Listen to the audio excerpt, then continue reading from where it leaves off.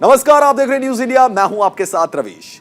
गुजरात में चुनावी फतेह के साथ भूपेंद्र पटेल सरकार ने अपना ब्रह्मास्त्र चल दिया है। जिस कॉमन सिविल कोड के सहारे बीजेपी ने उत्तराखंड में जीत हासिल की, वही कॉमन सिविल कोड अब गुजरात में भी एंट्री कर गया है। गुजरात में चुनावी ऐलान अगले हफ्ते होना करीब करीब तय है और उससे ठीक पहले गुजरात में कॉमन सिविल कोड की एंट्री सियासत का केंद्र बन गई है।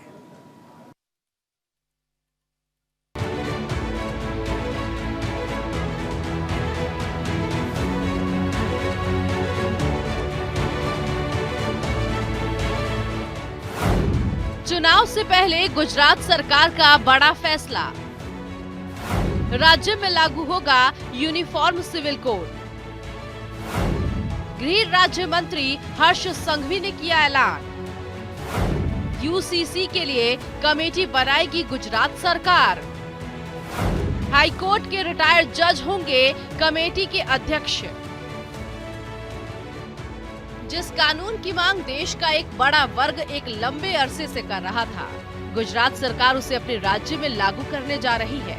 जी हां, गुजरात की बीजेपी सरकार गुजरात में यूनिफॉर्म सिविल कोड लागू करने जा रही है। आपको याद होगा कि भाजपा के चुनावी मुद्दों में राम जन्मभूमि और धारा 370 हटाने के अलावा देश में यूनिफॉर्म सिविल कोड लागू करवाना भी शामिल था। आपको ये भी बता दें कि देश का मुस्लिम वर्ग शुरू से ही इस कानून का विरोध कर रहा है। बहरहाल यूनिफॉर्म सिविल कोड लागू करने के लिए गुजरात सरकार एक कमेटी गठित करेगी। ये कमेटी समान नागरिक संहिता की संभावनाएं तलाशेगी। इसके लिए अलग अलग पहलुओं का मूल्यांकन किया जाएगा। हाईकोर्ट के रिटायर्ड जज इस कमेटी की अध्यक्षता करेंगे। देखिए, मेरा ये मानना है कि वो 370 की बात हो, राम मंदिर की बात हो, हर एक महत्व के निर्णय में उन लोग ने इसी प्रकार से विरोध किया था। हर एक नागरिक को एक समान कानून हो, इसमें गलत क्या है? आज गुजरात के मुख्यमंत्री आदरणीय श्री भूपेंद्र भाई पटेल के अध्यक्षस्थान में कैबिनेट की जो बैठक मिली, वो बैठक में गुजरात कैबिनेट ने मुख्यमंत्री श्री के मार्गदर्शन में यह ऐतिहासिक फैसला लिया है। यूनिफॉर्म सिविल कोड को पूरी तरह से उसका सर्वे हो, उसकी संभावना किस प्रकार की है, उसको अच्छी तरह से नीचे तक जांच की जाए। उसके लिए गुजरात के मुख्यमंत्री को संपूर्ण सत्ता दी गई है कि ये कमेटी वो दर्ज करे और एक कमेटी बनेगी और ये कमेटी आने वाले दिनों में गुजरात में सर्वे कर पे इसमें निर्णय आगे लिया जाएगा।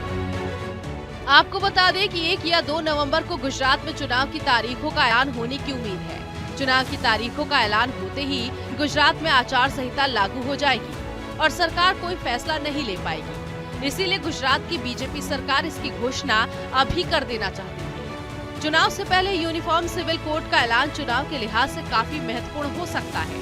गुजरात से पहले उत्तराखंड में चुनाव से पहले यूसीसी की घोषणा की गई थी और सरकार बनने के बाद इसे लागू भी किया गया था।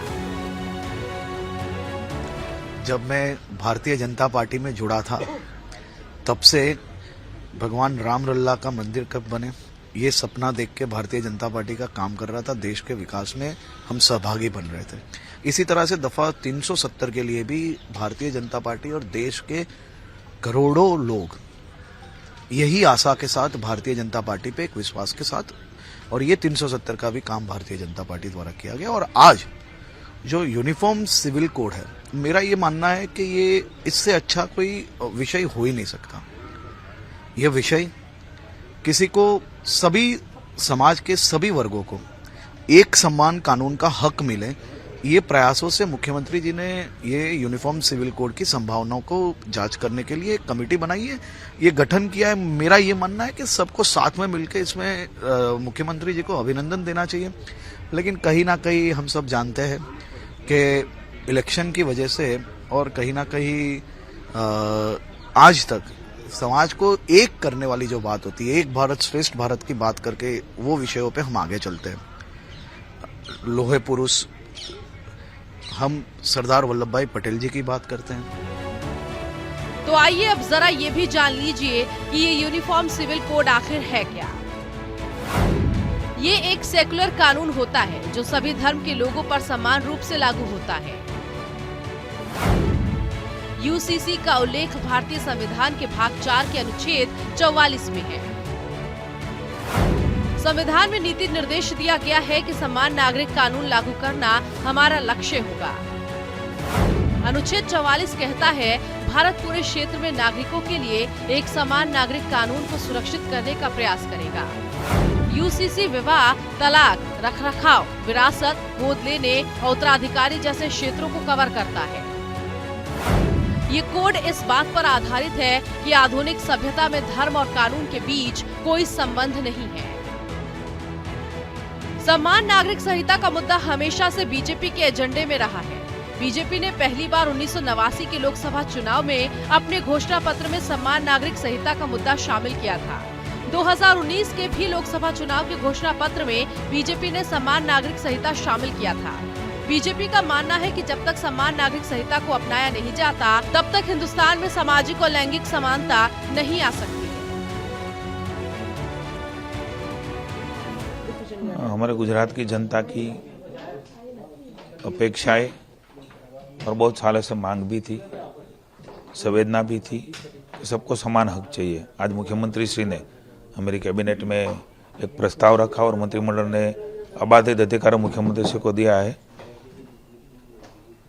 यूनिफॉर्म सिविल कोड सबको समान अधिकार देता है। माननीय मुख्यमंत्री जी ने प्रस्ताव रखा, मंत्रिमंडल ने पूरा अधिकार कमेटी बनाने के लिए माननीय मुख्यमंत्री श्री को, भूपेंद्र भाई को दिया है। मैं स्वागत करता हूं। एक अद्भुत और ऐतिहासिक निर्णय हमारी राज्य सरकार ने भूपेंद्र भाई के नेतृत्व में लिया है। हालांकि ये जनता की आवाज़ थी, जनता की जरूरियात थी और जनता चाहती थी ये होना चाहिए, और इसलिए कि जनता की आवाज़ के रूप में हमारे मुख्यमंत्री श्री ने अपना स्पष्ट इरादा जता दिया है। हम भी चाहते हैं, भारतीय जनता पार्टी चाहती है कि होना चाहिए। मैं उसको स्वागत करता हूं और धन्यवाद देता हूं। तो आइए अब जरा ये भी जान लीजिए कि देश का मुस्लिम वर्ग शुरू से ही यूनिफॉर्म सिविल कोड का विरोध क्यों करता आ रहा है। कॉमन सिविल कोड में अधिकार एक समान हो जाएंगे। हिंदुओं में प्रॉपर्टी के मामले में बेटे बेटी में भेदभाव नहीं है, पति पत्नी में भेदभाव नहीं है। मुस्लिम समुदाय में प्रॉपर्टी के मामले में बीवी को शौहर के बराबर दर्जा नहीं दिया जाता है। यूसीसी लागू होने के बाद संपत्ति या वसीयत में बराबरी का अधिकार मिलेगा। इसी तरह गोद लेने का अधिकार भी एक जैसा होगा। अभी मुसलमानों में गोद लेने पर बच्चे को पूरी संपत्ति देने का प्रावधान नहीं है। ऐसे में मुस्लिमों में प्रॉपर्टी के लिए कई शादियां की जाती हैं। हमारे देश में देशवासियों को ऐसे काम करना चाहिए जो जिससे देश का फायदा हो, मुल्क का फायदा हो। कॉमन सिविल कोड से क्या फायदा पहुंच रहा है? कॉमन सिविल कोड से क्या फायदा मिल जाएगा? क्या चीज़ आप हासिल कर लीजिएगा? देश में कॉमन सिविल कोड को लागू करना, यहाँ तक के खबर आई है कि गुजरात में कॉमन सिविल कोड को लागू किया जा रहा है। अगर ऐसी बात है तो हम भरपूर तरीके से इसकी मजम्मत करते हैं, इसकी मुखालफत करते हैं। कॉमन सिविल कोड, इसमें बात सिर्फ एक विशेष धर्म या विशेष वर्ग की नहीं है। इसके अंदर हिंदुस्तान ऐसा मुल्क है जहां हिंदू, मुसलमान, सिख, ईसाई, जैन, बौद्ध, तमाम फिरके, तमाम वर्ग इसके रहने वाले, मानने वाले रहते हैं। इसका बहुत बड़ा नुकसान हमारे देश में होगा, देशवासियों को नुकसान होगा। लिहाजा हम अपील करते हैं भारत सरकार से कि अपने फैसले पर वो दोबारा गौर करे और देश में कॉमन सिविल कोड को ना लागू करे। गुजरात में कॉमन सिविल कोड को ना लागू किया जाए। यही देश के लिए भी अच्छा है, देशवासियों के लिए भी अच्छा है। दरअसल मुस्लिम समाज को लगता है कि यूनिफॉर्म सिविल कोड उनके धार्मिक मामलों में हस्तक्षेप है, जबकि सच्चाई ये है कि इसमें महिला और पुरुषों को समान अधिकार की बात है। इसका धर्म से कोई लेना देना नहीं है। इसके अलावा यूनिफॉर्म सिविल कोड लागू होने के बाद मुस्लिम पर्सनल लॉ बोर्ड और अन्य मुस्लिम धार्मिक संगठनों का अस्तित्व खतरे में पड़ सकता है। ऐसे में वो नहीं चाहते हैं कि वो अप्रासंगिक हो जाएं, इसीलिए वो यूनिफॉर्म सिविल कोड का विरोध कर रहे हैं। Bureau report, news India. Gujarat के चुनावी समर में सियासी दलों ने अपनी अपनी बिसात बिछाना शुरू कर दिया है। चुनावी ऐलान से पहले ही मुद्दों की जोर आजमाइश हो रही है। कोई रायशुमारी से वोटरों को रिझाने की फिराक में है तो कोई रोजगार मेले से। कांग्रेस भी अपने पक्ष में वोटरों को झुकाने के लिए माहौल बनाने की कोशिश में है। कुल मिलाकर चुनावी ऐलान से पहले ही जिस तरह का सियासी माहौल गुजरात में देखने को मिल रहा है, उससे साफ हो गया है कि इस बार गुजरात का सियासी मैच पहले से ज्यादा रोमांचक होने जा रहा है।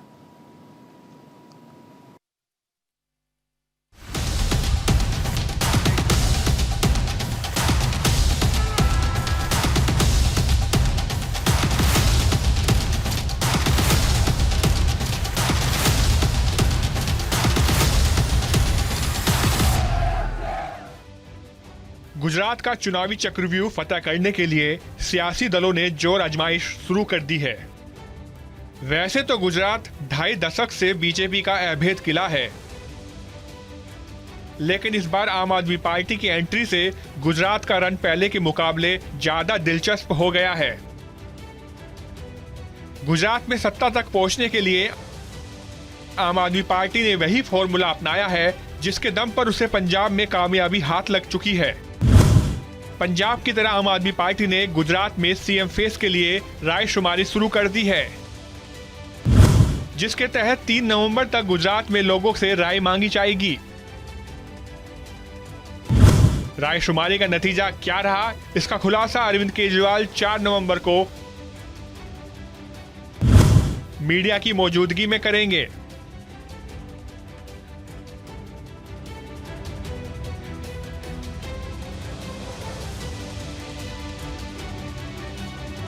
पूरे गुजरात के अंदर माहौल ये बन चुका है कि आम आदमी पार्टी की सरकार आ रही है, बदलाव होने जा रहा है, आम आदमी पार्टी की सरकार आ रही है। तो आम आदमी पार्टी की सरकार अगर आ रही है तो जो भी हमारा सीएम कैंडिडेट होगा वो गुजरात का नेक्स्ट सीएम होगा। तो आज हम गुजरात की जनता से पूछना चाहते हैं कि आप बताइए कि गुजरात का अगला सीएम कौन होना चाहिए। हम इसके लिए आज जनता की राय जानने के लिए एक नंबर जारी कर रहे हैं, 6357 000 360, 6357 000 360, और एक ईमेल जारी कर रहे हैं आपनो सीएम AAPNOCM@gmail.com, apnocm@gmail.com। तो 4 तरह से आप हमें अपना चॉइस दे सकते हैं, एसएमएस करके, व्हाट्सएप करके, वॉइस मैसेज से या ईमेल से। ये नंबर अभी चालू है, इस पे ईमेल आईडी पे ईमेल कर सकते हैं। 3 तारीख की शाम को 5 बजे तक ये चालू रहेगा और 4 तारीख को जो भी नतीजे आएंगे हम गुजरात के लोगों के सामने रखेंगे कि गुजरात के लोग अपना अगला सीएम किसे बनाना चाहते हैं।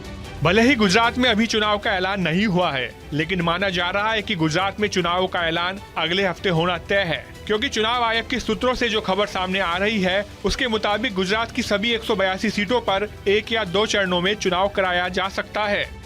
गुजरात में चुनाव की तैयारी चुनाव आयोग तो कर रहा है, साथ ही साथ सियासी दल भी पूरी तरह से सक्रिय नजर आ रहे हैं। आम आदमी पार्टी ने रायशुमारी का दाव चल दिया है तो बीजेपी की तरफ से भी चुनाव में बड़ा दाव खेला गया है। एक तरफ गुजरात सरकार ने कॉमन सिविल कोड के लिए कमेटी के गठन का ऐलान किया, तो दूसरी तरफ गुजरात रोजगार मेले को संबोधित करते हुए पीएम मोदी ने रोजगार के मुद्दे को हवा दे दी। આજે ગુજરાતના હજારો દીકરા દીકરીઓને એક સાથે રાજ્ય સરકારના જુદા જુદા વિભાગોમાં સંવર્ગોમાં નિયુક્તિ પત્ર અને સિલેક્શન પત્ર, પસંદગી પત્ર એ વિતરિત થઈ રહ્યા છે। હું આપ સૌ નવજવાનોને, દીકરા દીકરીઓને આ પળે અનેક અનેક શુભેચ્છાઓ પાઠવું છું। ધનતેરસના દિવસે જ્યારે મેં દિલ્હીથી રાષ્ટ્રીય સ્તર પર રોજગાર મેળાની શરૂઆત કરી હતી ત્યારે મેં કહ્યું હતું કે ભારત સરકાર તો આયોજન કરી રહી છે, પણ ભારત સરકારનું આયોજન વિશે જાણીને અનેક રાજ્ય સરકારો પણ મેદાનમાં આવી છે અને મને આનંદ છે કે ગુજરાત આમાં પણ પોતાની પરંપરા નિભાવીને સૌથી આગળ આ કાર્યક્રમને આગળ ધપાવ્યો છે. તો ભારત સરકારના કાર્યક્રમમાં જે રીતે થયું એને બળી ચડીને ઉત્સાહથી ગુજરાત જેવું એક નાનકડું રાજ્ય પણ આવડું મોટું કામ માથે લે तो गुजरात अभिनंदन अधिकारी है. कांग्रेस भी अपने तरीके से मिशन गुजरात में जुट गई है. राजस्थान के मुख्यमंत्री अशोक गहलोत सूरत पहुंचे और दावा किया कि इस बार गुजरात के चुनावों में कांग्रेस को जनता का पूरा समर्थन मिलेगा. जनता समझ रही धीरे धीरे इन बातों को कि ये जानबूझ के आर्टिफिशियली जो ऑरा बनाया है वो अब ध्वस्त हो रहा है. लोग समझ गए धीरे धीरे. इनके पास उम्मीदवार तक नहीं है गुजरात के अंदर खड़े करने के लिए. ये तो इंतजार करेंगे जब टिकट नहीं मिले कांग्रेस वालों को किसी को तो उनको मतलब आप कैसे कन्विंस करके अपने साथ ले लें. ये इनकी चाल है. तो चालें लोग समझ रहे हैं. जिस प्रकार से नई नई बातें ला रहे हैं ये और ध्यान बटा रहे हैं लोगों का, ये कोई अच्छी परंपरा नहीं है. चुनाव लोकतंत्र जिंदा रखा है कांग्रेस ने आजादी के लगातार. तो एक तरफ तो ये पार्टी है जो लोकतंत्र में हमारी कोई दुश्मनी किसी से नहीं है, पर हमेशा प्रोग्राम पॉलिसी और प्रिंसिपल के आधार पर राजनीति होती है लोकतंत्र के अंदर. अगर लोकतंत्र विचार आपका है तो, और वही होना चाहिए. पर बीजेपी का जो रवैया है वो इससे हटके है. वो टोटली फासिस्टी सोच के लोग हैं. लोकतंत्र का मुखौटा पहना हुआ है चुनाव जीतने के लिए और वो सरकार में आते हैं, धर्म के नाम पे सरकार में आते हैं. तो ये जो उनका तरीका है ये लोकतंत्र के लिए खतरे की घंटी है. साफ है कि गुजरात के सियासी समीकरण को साधने के लिए मुद्दों की जोर आजमाइश हो रही है और उसी का असर है कि गुजरात में यूनिफॉर्म सिविल कोड की एंट्री हो गई है. देखना दिलचस्प होगा कि यूसीसी के दम पर वोटों की कितनी फसल तैयार होती है और उससे गुजरात की सियासत में कोई बदलाव होता है या नहीं. Bureau report, news India.